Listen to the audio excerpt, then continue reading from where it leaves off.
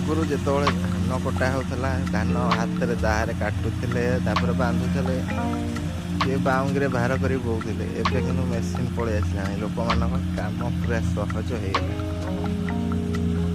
ସବୁ ବିଲ ଦେଖନ୍ତୁ କଟା ସରିଛି, ମେସିନ୍ ମାଧ୍ୟମରେ କଟା ହେଇଯାଉଛି ସବୁ।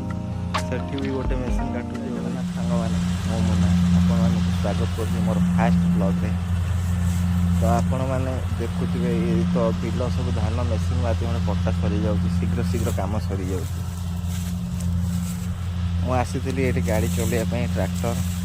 ଆପଣମାନେ ଦେଖିପାରୁଥିବେ ଟ୍ରାକ୍ଟର।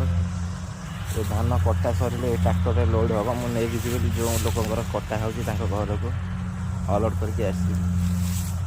ତ ଆପଣମାନଙ୍କୁ ଯଦି ଭିଡ଼ିଓ ଭଲ ଲାଗେ ତ ଲାଇକ୍ ସବସ୍କ୍ରାଇବ୍ ନିଶ୍ଚିନ୍ତ ଭାବରେ କରିବେ।